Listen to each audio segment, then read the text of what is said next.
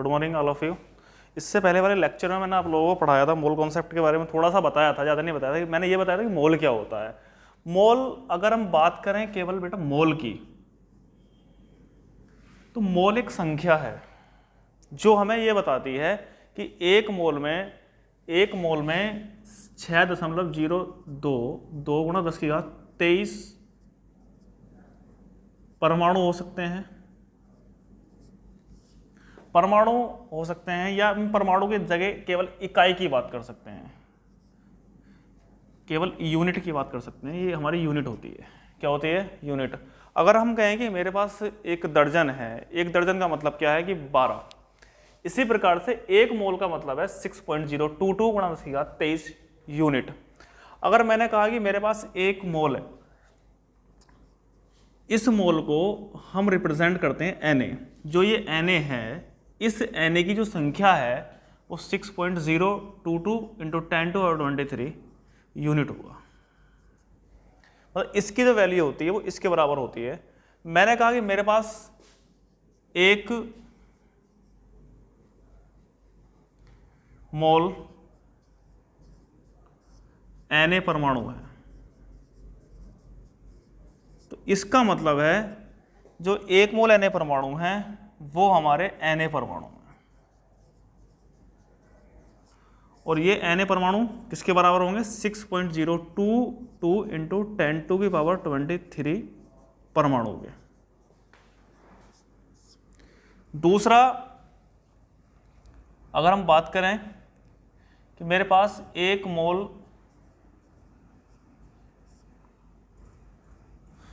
Cl2 अणु है, इसका मतलब क्या हो गया? NaCl2 अणु। अर्थात जो क्लोरीन के परमाणु है उसकी संख्या कितनी है? 6.022 इंटू 10⁻23 अणु। और अगर मेरे पास एक मोल आयतन है, तो इस एक मोल आयतन का मतलब क्या हो गया? Na आयतन। और इस Na आयतन का मतलब क्या हो गया? 6.022 इंटू 10⁻23 आयतन। और इस Na को हम बोलते हैं मोलर। क्या बोलेंगे? मोलर। मोलर वॉल्यूम अर्थात 1 Na आयतन। अगर हम 1 मोलर एटम की बात करें तो 1 मोलर एटम का मतलब क्या होगा कि 1 मोलर एटम हमारे होंगे 1 Na परमाणु। मतलब इस Na का मतलब या मोल का जो मतलब होता है वो केवल मोलर होता है। क्या होता है? मोलर। जहां भी मोलर शब्द आएगा तो उसका मतलब क्या होगा कि वो हमारा क्या है? वो हमारा मोल है। क्या है? वो हमारा मोल। अब इस पर आधारित कुछ हम गणनाएं करते हैं। गणनाएं करने के लिए कई सारे कॉन्सेप्ट हैं जो हम एक एक करके भी यहां पे देखते हैं। पहला कॉन्सेप्ट क्या है? यदि किसी पदार्थ का द्रव्यमान दिया हो, मतलब अगर मोलों की गणना करनी हो, द्रव्यमान दिया हो, तब द्रव्यमान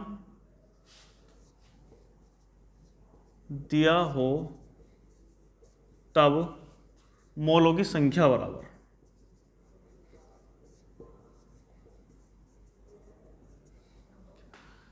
ये पहला पॉइंट है।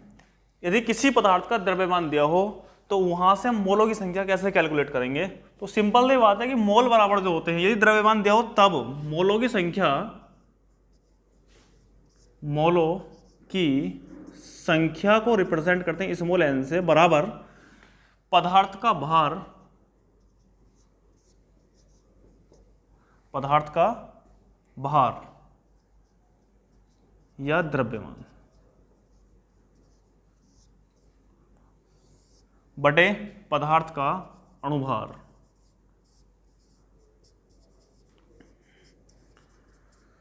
जो पदार्थ का भार होता है, n मोलों की संख्या होगी, पदार्थ के भार को हम बोलेंगे स्मॉल w अपॉन ये हमारा हो जाएगा m, मोलिकुलर मास। तो पहली कंडीशन। और दूसरी बात ये है कि ये जो सूत्र है ये सूत्र आपका प्रत्येक उस पर लागू हो सकता है, सब्सटेंस पर, गैस पे भी लागू हो सकता है, द्रव पर भी लागू हो सकता है, ठोस पर भी लागू हो सकता है। ये आपका ठोस होगी, ठोसों पर भी लागू होगा, द्रव पर भी लागू होगा और गैस पर भी लागू होगा। ये फार्मूला आपका प्रत्येक पदार्थ का मोलों की संख्या निकालने के लिए वैलिड है। अगर हम इस पे 2-4 न्यूमेरिकल कर लेते हैं, देखो जरा। पहला क्या है, पहला दिया हुआ है 46 ग्राम Na में 46 ग्राम Na के मोलों की संख्या निकालनी है।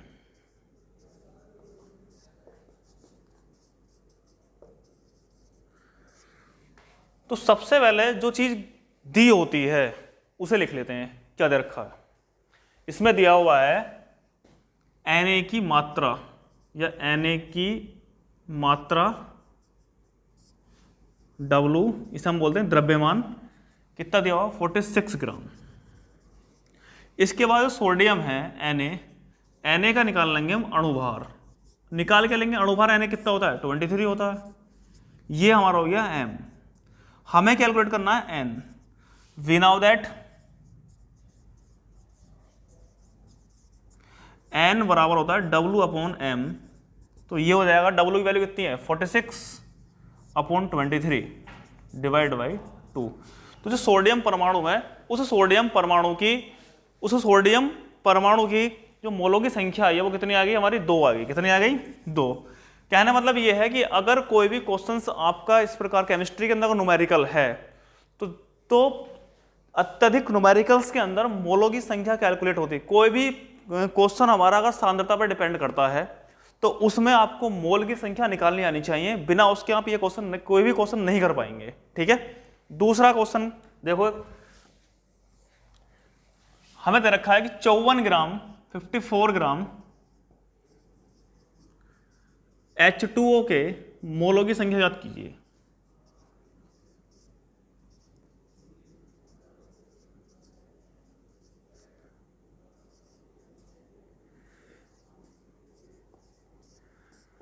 क्या करेंगे, जल का भार कितना दे, जल का भार कितना दे रखा है, 54 ग्राम।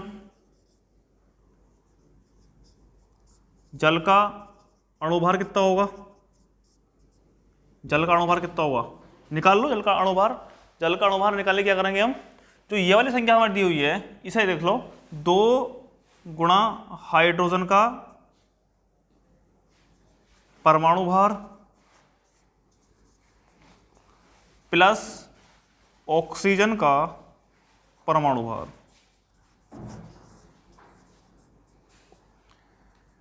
हाइड्रोजन कितना होता है 1 प्लस ऑक्सीजन कितना, 16, कितना हो गया हमारा, 18 हो गया। कितना हो गया, 18। हमें निकालना क्या, मोलों की संख्या अर्थात N निकालना। N इक्वल टू W कितना हमारा 54 अपॉन 18 डिवाइड किया, कितना गया 3। तो N की वैल्यू कितनी आ गई हमारी 3। तो इस प्रकार के जो क्वेश्चंस हैं या इस प्रकार का कोई भी न्यूमेरिकल्स होगा जिसके अंदर आपको उस पदार्थ का भार दिया हो तो इस सूत्र की सहायता से हम उसके मोलों की संख्या कैलकुलेट कर लेंगे। ठीक है, बहुत ही सिंपल तरीका था ये। और ये सूत्र आपका ठोस, द्रव और गैस तीनों पर लागू होगा। ठीक है। दूसरी कंडीशन क्या है, दूसरी कंडीशन ये कि द्रव्यमान की गणना जब मोल दिए हों, द्रव्यमान की गणना जब मोल दिए हों, क्या दिए हों, जब मोल दिए हों तो द्रव्यमान की गणना करनी होती है। उसमें हम क्या करेंगे, देखिए मोल बराबर क्या था, मोल बराबर था भार बटे अणुभार, अर्थात N equals to W upon M। ये था मोल बराबर भार बटे अणुभार, ये था। अब हमें कैलकुलेट क्या करना है, W निकालना है। तो W बराबर हो जाएगा N इंटू M। क्या हो जाएगा, N इंटू M। अब एक क्वेश्चन है कि 2 मोल NaCl का द्रव्यमान ज्ञात कीजिए। 2 मोल NaCl का द्रव्यमान ज्ञात कीजिए।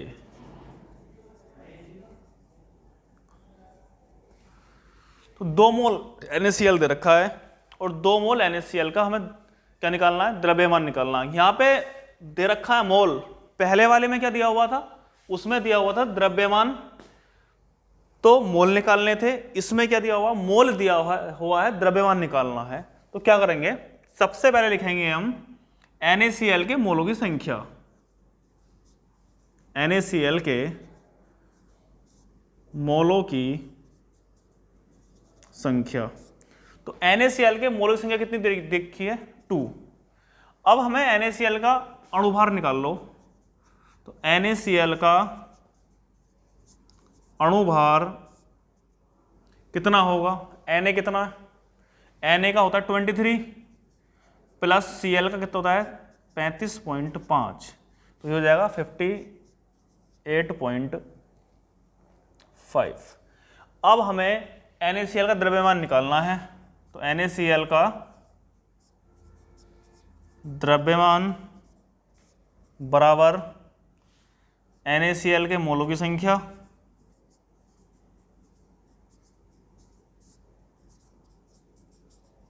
गुणा NaCl का अणुभार।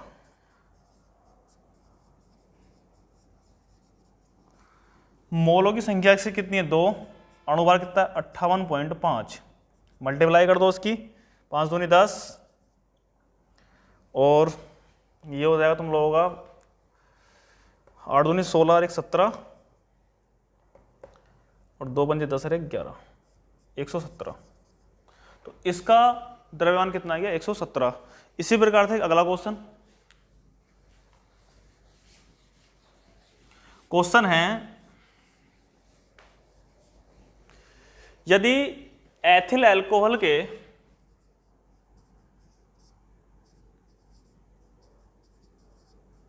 ये आपका एथिल अल्कोहल के मोलों की संख्या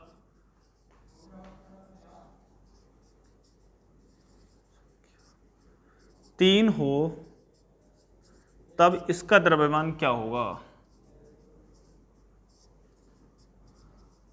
बताओ द्रव्यमान क्या होगा इसका। हमें द्रव्यमान कैलकुलेट करना है। तो सबसे पहले मैंने आपको क्या बताया कि जो चीज क्वेश्चंस के अंदर दी है उस चीज को हम लिख लेंगे, और किसी भी क्वेश्चंस को करने के लिए सबसे पहले उसका सूत्र लिख लो, क्या है, द्रव्यमान बराबर क्या होगा, द्रव्यमान बराबर होता है मोलों की संख्या गुणा मोलों की संख्या गुणा अणुभार।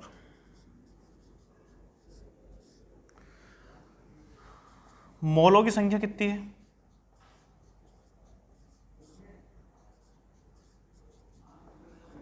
मोलों की संख्या दी हुई है 3 और हमें निकालना है इसका अणुभार। तो C2H5OH का अणुभार बराबर, देखो सिंपल तरीका क्या है, ये जो कार्बन की संख्या है इसे ले लो यहां पे 2 इंटू कार्बन का परमाणु भार, एटॉमिक वेट, प्लस 5 और 1 6, तो 6 गुणा हाइड्रोजन का परमाणु भार, प्लस ऑक्सीजन का परमाणु भार। देखो क्या है, 2 गुणा कार्बन का 12 प्लस 6 इंटू 1 प्लस ये इतना हमारा 16, 24 प्लस 6 प्लस तो 46, कितना हो जाएगा ये 46 हो जाएगा।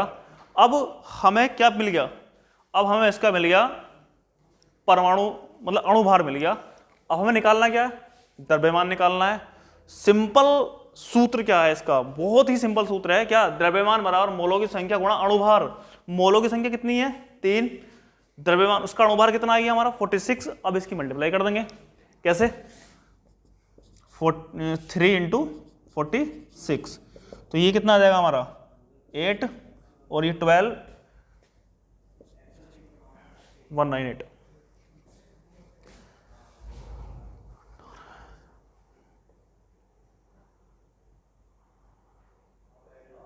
कैलकुलेशन करते हैं इसकी, 6 × 18 का 8 और 4 × 12, 12 1 13, 138। कितना आ गया इसका 138। ठीक है, नेक्स्ट क्वेश्चन क्या है हमारा, अगला क्वेश्चन है यदि मैथेन के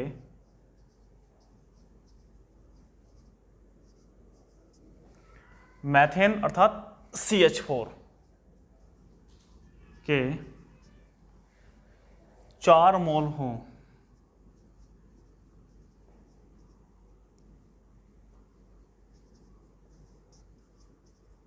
तब इसका द्रव्यमान क्या होगा।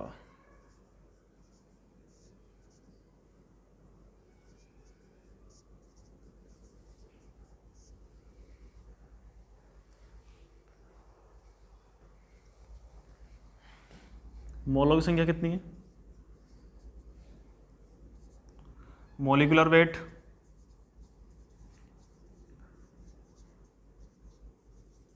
ऑफ मैथेन कितना है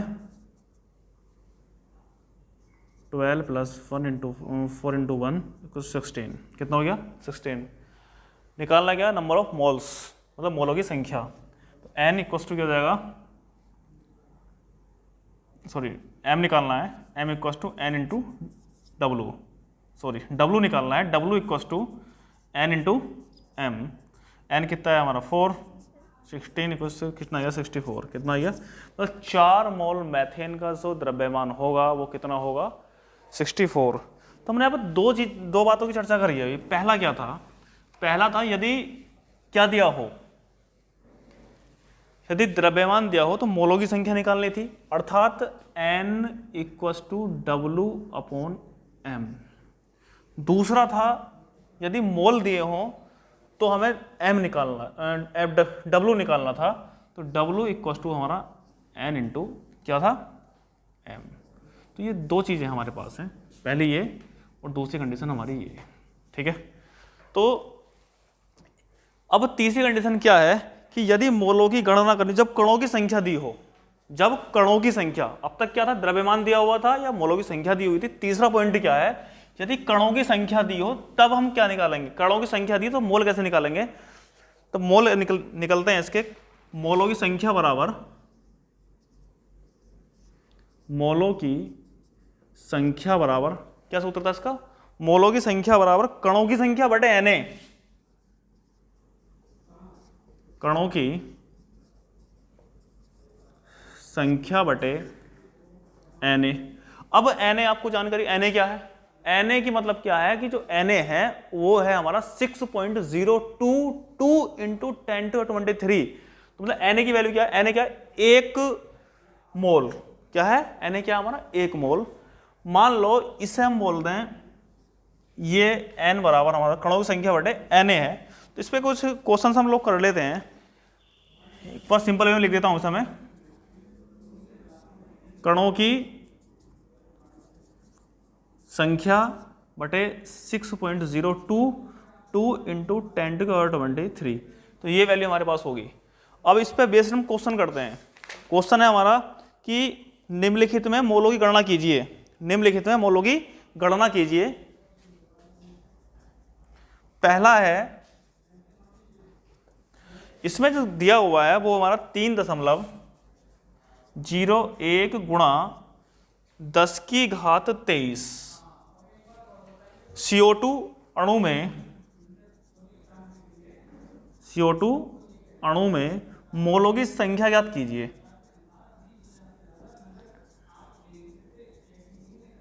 संख्या ज्ञात करो। तो क्या करेंगे हम, इसमें क्या दिया हुआ है, अणुओं की संख्या दी हुई है कितनी, ये तो रखी है इन्होंने, कितनी तो रखी है 3.01 × 10⁻23। ये आपके अणु भी हो सकते हैं, परमाणु भी हो सकते हैं। ठीक है, तो मोलों की संख्या निकालनी है। तो मोलों की संख्या बराबर बहुत सिंपल है, मोलों की संख्या बराबर 3.01 गुणा 10 की घात 23 बटा 6.022 गुणा 10 की घात 23। घात से घात कैंसिल, 3.01 बटे 6.02, इसे डिवाइड करने के बाद हमारा कितना हो जाएगा 0.5 मोल। 0.5 मोल। अब 0.5 मोल आ गया, मोलों की संख्या कितनी है 0.5 मोल। दूसरा क्वेश्चन दे रखा है, दूसरा क्वेश्चन हमारा हो जाएगा 6.022 इंटू 10⁻21 H2 अणु में मोलों की संख्या। तो ये हो जाएगी तुम लोगों की मोलों की संख्या बराबर 6.022 इंटू 10⁻21 अपॉन में जाएगा हम लोगों का 6.022 इंटू 10⁻23। इससे ये कैंसिल, ये जो घात है आपकी ऊपर वाली ऊपर जाएगा माइनस की हो जाएगी, तो ये हो जाएगी 10 की घात 21 23 10 की घात -2 आंसर। तो मोलों से कितनी है 10 की घात -2 आएगी। कितनी आएगी 10 की घात -2। ठीक है, कितनी है? ठीक है, अगला है मोलों में, मतलब अगर दिया हो आपके मोल से कणों की संख्या, मोल से कणों की संख्या।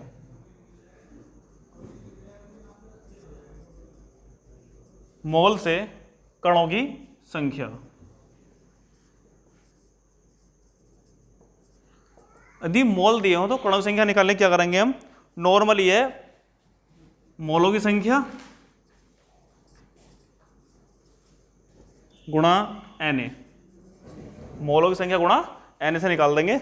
अब क्या है, अगर जैसे 0.5 मोल